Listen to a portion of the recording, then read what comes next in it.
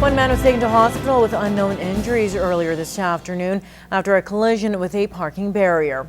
Emergency crews were called to the parking lot at 50th Avenue and 18th Street after a truck collided with what appears to be a cement parking barrier. Now, the driver was the lone occupant in the vehicle. RCMP have not released any further information on this incident. The Saskatchewan Party is nominating incumbent Larry Doke as her candidate for the Cut Knife Turtleford constituency. Now, Doke was first elected to office in 2011 and says it's humbling to be renominated. The Premier has put me on the last two budgets on Treasury Board, and I've learned a lot, and I've learned to understand about the ministries and all their programs and how it actually works. So I've found that very valuable, and I appreciate his confidence.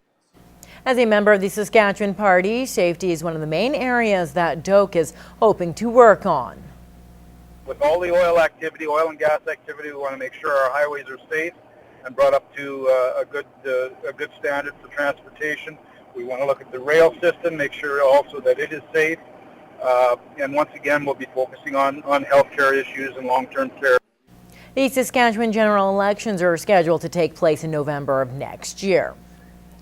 The Cold Lake Fish and Game Association met for their monthly meeting last night. Now, as Fraser Snowden reports, as the group continues to grow, so too does the number of issues. So things are coming together, guys. You can see we got the dirt, we got some poles on the way. The membership is 120 strong now, with more joining in. A bigger group means the need to grow. With incidents happening like people shooting their signs and even destroying their clubhouse, it makes their to-do list tough to check off. More signs, more fencing, a better gate, registration desk and all kind of stuff. So there's a lot needs to get done for that. The vice president says non-members are target practicing on the range and also in neighboring gravel pits. This poses a problem as people may be working in the area.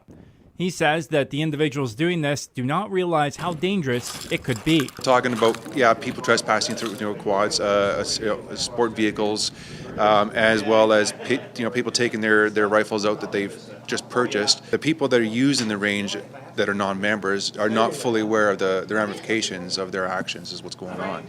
So we need to educate the public about this kind of thing. The trail out to the club hasn't been maintained for 15 years. As seen on this iPhone camera, the ride can be treacherous, with many potholes, some even a foot deep. That's a long time for a road to just be completely unmaintained.